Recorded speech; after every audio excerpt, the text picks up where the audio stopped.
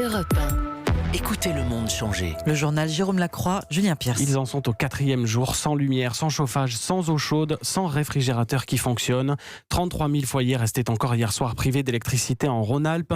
Après les chutes de neige qui ont touché la région la semaine dernière, retour à la normale beaucoup plus long que prévu. Et conséquence, un couple de septuagénaires est mort en Isère, intoxiqué par du monoxyde de carbone qui émanait d'un groupe électrogène installé au sous-sol.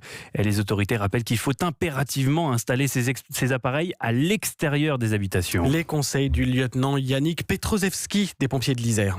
Ces groupes électrogènes portatifs fonctionnent avec des moteurs thermiques qui rejettent des gaz de combustion toxiques, notamment le monoxyde de carbone. Donc ce qu'il est très important de faire, c'est placer impérativement tous ces appareils à l'extérieur des habitations, de sorte que les gaz d'échappement ne rentrent pas dans l'habitat. Et il faut être prudent particulièrement sur le fait que même placés à l'extérieur, mais à proximité d'habitation, s'il y a des conduits type VMC ou des interstices de portes ou de fenêtres, des gaz toxiques pourraient rentrer. Donc il faut vraiment éloigner au maximum tous ces appareils des habitations. Les risques, si ces précautions ne sont pas respectées, c'est d'avoir des gaz toxiques à l'intérieur de l'habitation, notamment du monoxyde de carbone, qui est un gaz particulier puisqu'il est inodore, incolore, insipide, et on ne s'en rend pas compte en fait que ce gaz est dans l'air ambiant. C'est au bout d'un certain temps, en fonction de la concentration, qu'on peut avoir des symptômes de type nausée, vomissement, maux de tête, et c'est là qu'il faut s'inquiéter. Donc vite quitter le lieu où on a été exposé, sortir de sa maison, appeler les secours. Voilà les recommandations à respecter. Le lieutenant Yannick Petrozewski des pompiers de l'Isère, joint pour Europe 1 par Jean-Luc Boujon.